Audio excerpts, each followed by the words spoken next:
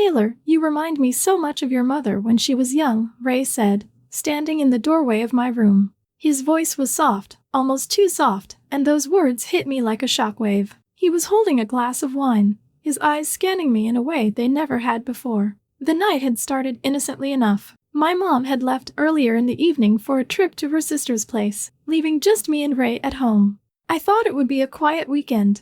I couldn't have been more wrong. Around 8 p.m., I was in the kitchen making tea when Ray walked in, carrying a bottle of red wine. Care for a glass? He asked casually, setting 2 glasses on the counter. I hesitated, shaking my head. No, thanks, I'm good. He poured himself a glass and leaned against the counter, studying me. You're not a little girl anymore, Taylor. You know that, right? I froze for a second, unsure how to respond. He wasn't acting like the Ray I knew, my mom's dependable, reserved husband. There was something different in his tone, something that sent a shiver down my spine. Trying to shrug it off, I grabbed my tea and started toward the living room. Enjoy your wine, Ray, I said, forcing a light tone. But he wasn't done. Wait, he said, stopping me in my tracks. Why don't we sit outside for a bit? It's a beautiful night. I glanced at him, trying to read his expression. It felt odd, but I couldn't come up with a good reason to refuse. Okay, sure, I said, trying to sound nonchalant. We sat on the patio in the dim glow of the porch light. Ray poured another glass of wine and offered it to me again. This time, I took it, not because I wanted to, but because it felt easier than arguing. For a while, we just sat there in silence. He talked about random things, work, the weather, his plans for the house. I nodded along, barely listening, waiting for the right moment to excuse myself. Then he turned the conversation. Do you know why your mom and I work so well together? He asked, his tone shifting. I looked at him, confused. Why? Because we balance each other. She's practical, and I see things differently. I understand people in ways she never could. His eyes locked on mine, and for the first time, I felt truly uncomfortable. Ray, it's late. I should probably go to bed, I said, standing up. He reached out and lightly touched my wrist. Don't go just yet. I'm enjoying this, he said, his voice low. I froze. It wasn't what he said, it was how he said it. There was an intensity in his voice that made my skin crawl. I pulled my hand back and stepped away. Good night, Ray, I said firmly, heading inside. I tried to shake it off as I climbed the stairs to my room. Maybe I was overthinking. Maybe the wine was just getting to him. But as I sat on my bed, scrolling through my phone, I couldn't stop replaying his words in my head. The way he looked at me, the way he spoke, it wasn't normal. About an hour later, I heard footsteps in the hallway. They stopped outside my door, and my heart skipped a beat. The door didn't open, but I knew it was him. I sat there, frozen, staring at the door until the footsteps finally retreated. This wasn't going to be just another quiet weekend. Something was happening, and I didn't know how to stop it. What I didn't know was that this was only the beginning. Things were about to get much worse. The next morning, I tried to convince myself that I had imagined it all. Maybe it was just the wine or my overthinking. But when I came downstairs and saw Ray sitting at the kitchen table with his coffee, his casual smile felt anything but comforting.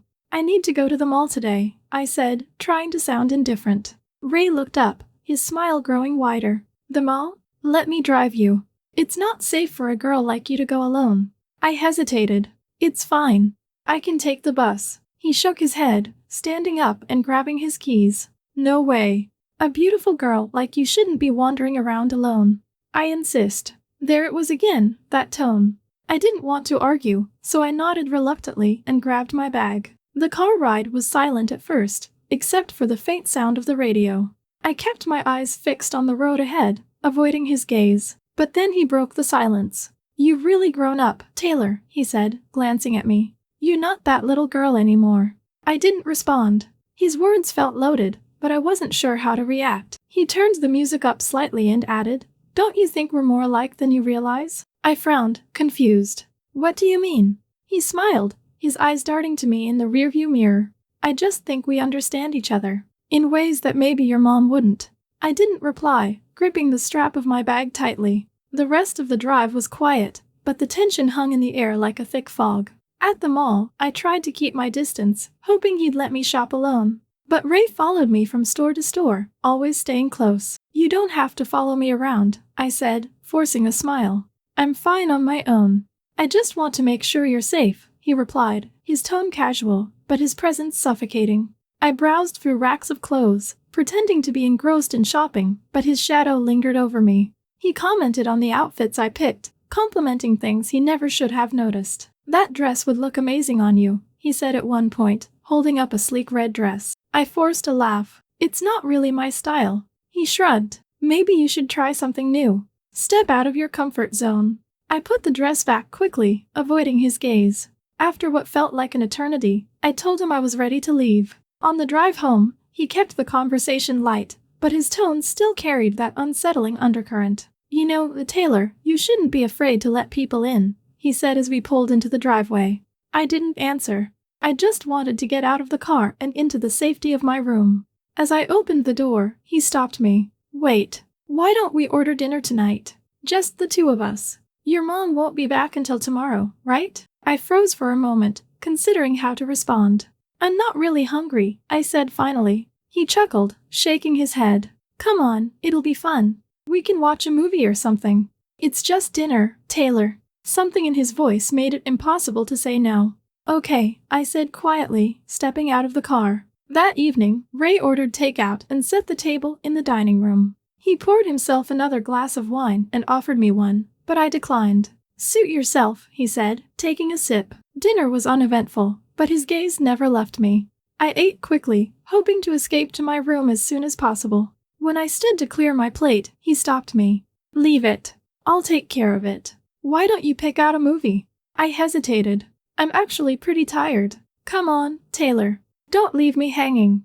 It's just a movie, he said, his tone light but insistent. Reluctantly, I sat down on the couch while he fiddled with the remote. He chose an old romantic drama, one I recognized as my mom's favorite. She's never had the time to watch this with me, he said, sitting down uncomfortably close. But I'm glad you're here. I shifted slightly, trying to put space between us, but he didn't seem to notice or care. As the movie played, his comments became more personal. You're a lot like her, you know, but there's something different about you. Something special. I stared at the screen, refusing to look at him. My heart was racing, and I felt trapped. At one point, he reached over to grab the remote, his arm brushing against mine. It wasn't an accident. I stood up abruptly. I think I'm going to head to bed. Thanks for dinner. Ray looked up at me, his expression unreadable. All right, he said after a pause. Good night, Taylor. I hurried upstairs, my pulse pounding in my ears. In my room, I locked the door and sat on the bed, trying to calm myself. I couldn't shake the feeling that something was seriously wrong.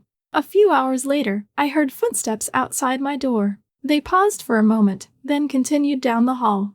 I held my breath, waiting for them to come back. They didn't, but the unease lingered.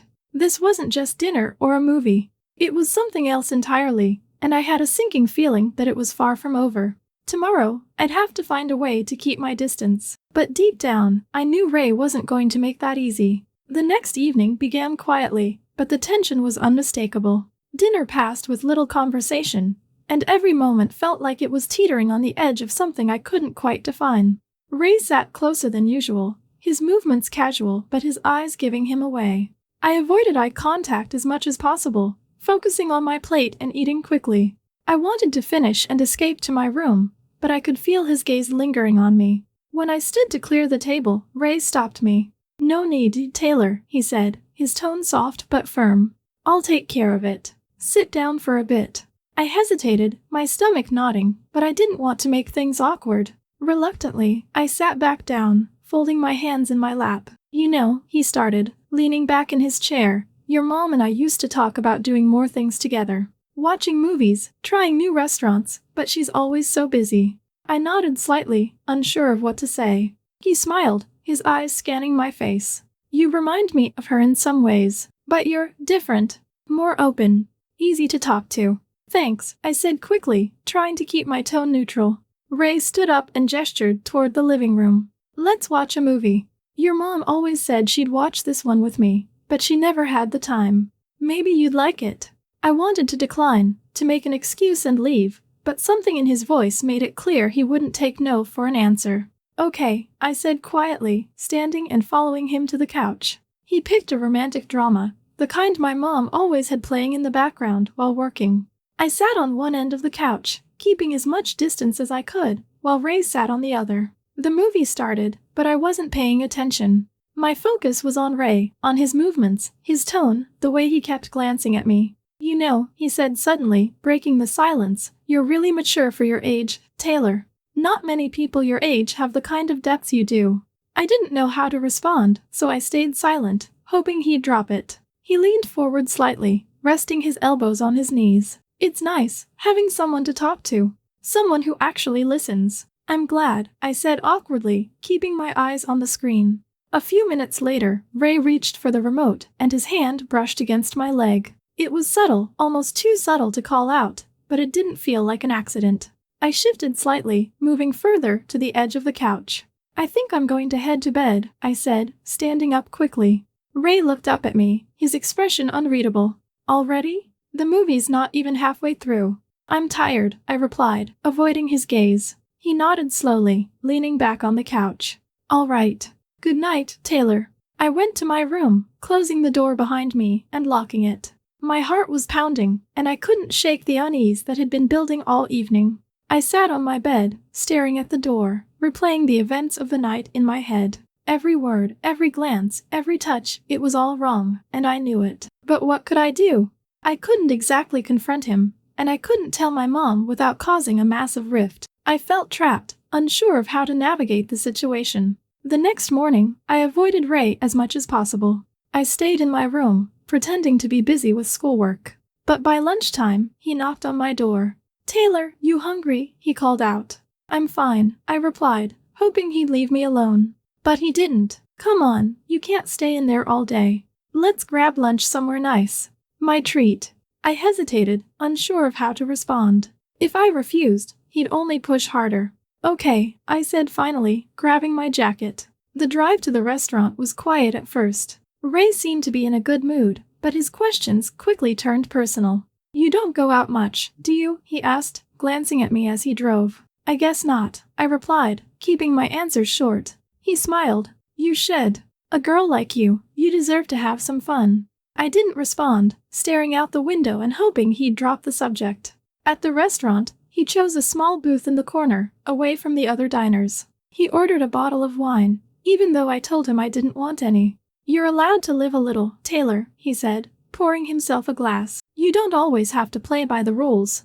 I forced a small smile, focusing on my plate. On the drive back home, Ray turned on the radio, humming along to a song I didn't recognize. "You know, I really enjoy spending time with you," he said suddenly. "Thanks," I replied, unsure of what else to say. He glanced at me, his smile softening. "You're not like other people. You're Datmo. That's rare." I stayed silent, gripping my bag tightly in my lap. Back at the house, I went straight to my room, but Ray knocked on the door a few hours later. "I'm making dinner.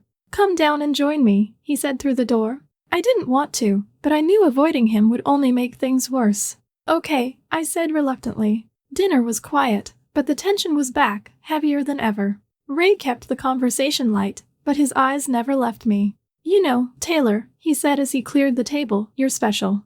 I hope you know that." "Thanks," I said, standing up. "I'm going to head to bed." He nodded, watching me as I walked up the stairs. That night, I couldn't sleep. I lay in bed, staring at the ceiling, my mind racing. Ray's words, his actions, everything about him felt wrong. Around midnight, I heard footsteps outside my door. They stopped, and I held my breath, waiting. The footsteps didn't continue, but the fear lingered. This wasn't over.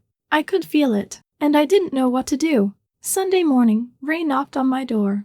I opened it cautiously, expecting another awkward encounter, but his expression was unusually cheerful.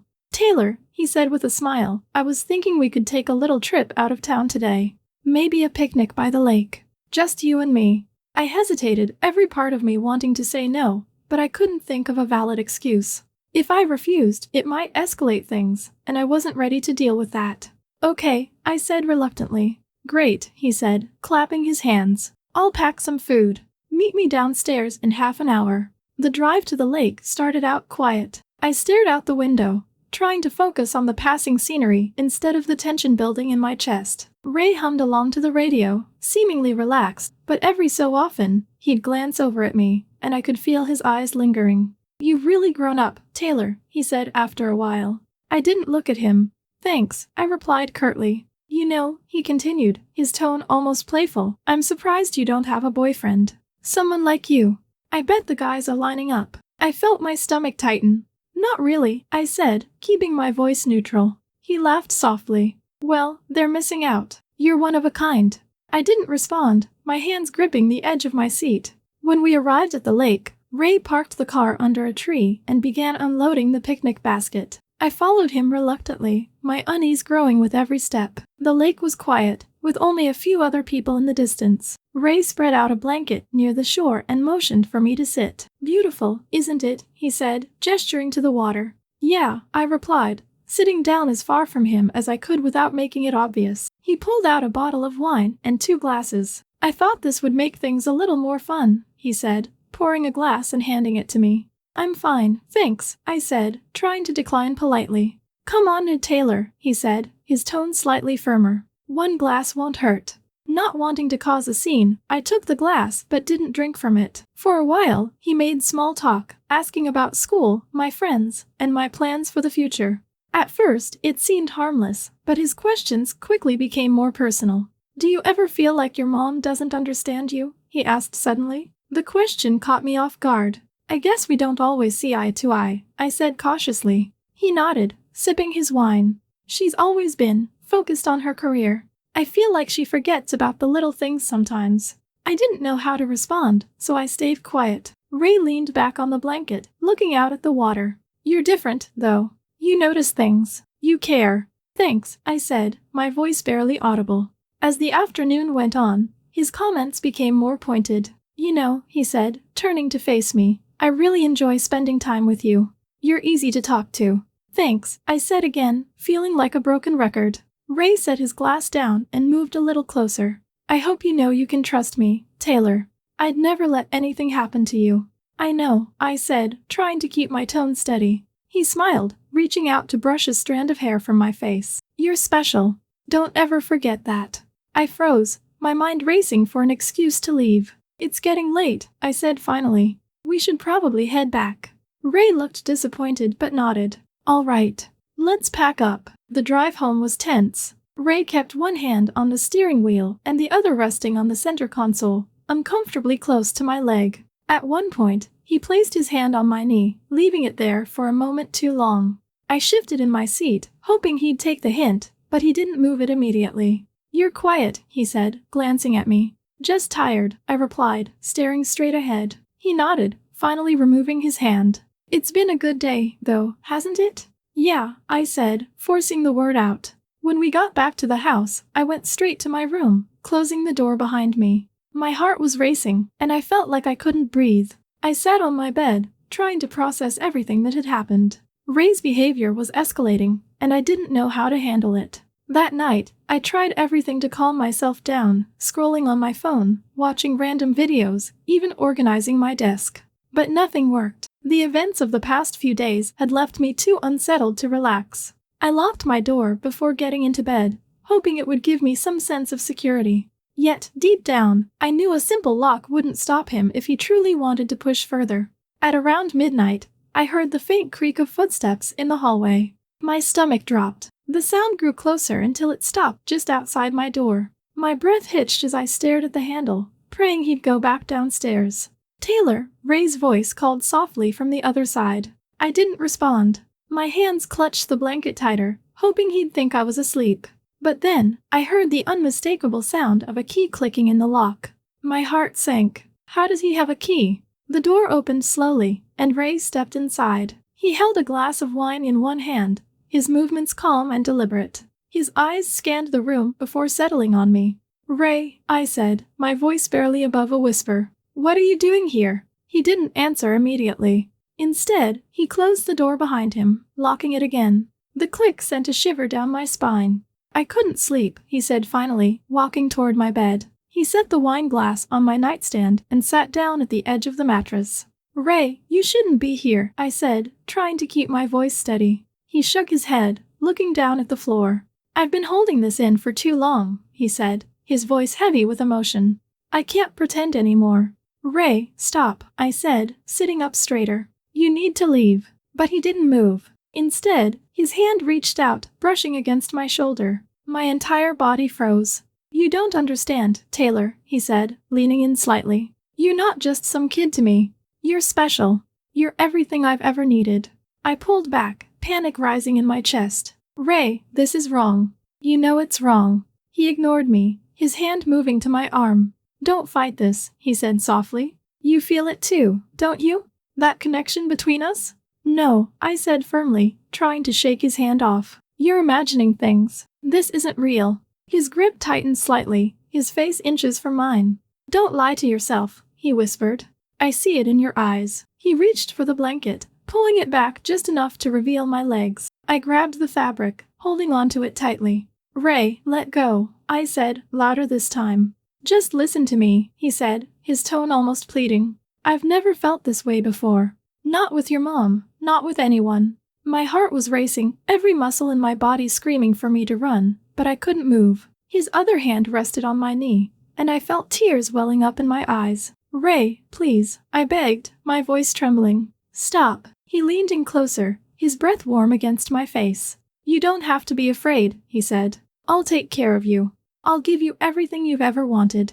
I turned my head away, trying to think of a way out. This isn't what I want, I said, my voice barely audible. Yes, it is, he insisted, his hand sliding up my leg. Ray! I shouted, pushing him away with all the strength I could muster. Suddenly, the hallway light flicked on, and the sound of footsteps echoed down the hall. Ray, my mom's voice rang out, sharp and furious. Ray froze, his head snapping toward the door. My mom stood in the doorway, her face a mix of shock and rage. She held her phone in one hand, her knuckles white. What the hell are you doing? She demanded, her voice trembling with anger. Ray stumbled to his feet, his hands raised defensively. It's not what it looks like, he stammered. Get out of her room, my mom yelled, stepping inside. Now. Ray tried to move toward her, but she held up her phone. Don't you dare come near me. I'm calling the police. Please, just let me explain, Ray said, his voice desperate. There's nothing to explain, she snapped. You've crossed a line, and you're going to pay for it. The next 30 minutes were a blur. My mom called the police while Ray paced nervously in the living room, trying to come up with excuses. I stayed in my room, my door locked, listening to the muffled sounds of their argument. When the officers arrived, Ray tried to explain himself, claiming it was all a misunderstanding. But my mom didn't let him get away with it. Take him, she said firmly, her voice steady despite the tears streaming down her face. As they led Ray out of the house in handcuffs, he turned back to look at me. His eyes were filled with something I couldn't quite place, regret, anger, desperation. But I didn't care. My mom came into my room a few minutes later, sitting beside me on the bed. She wrapped her arms around me, holding me tightly. It's over, she said softly. He's gone. But I knew it wasn't truly over. That night had left a scar, one that I wasn't sure would ever fully heal.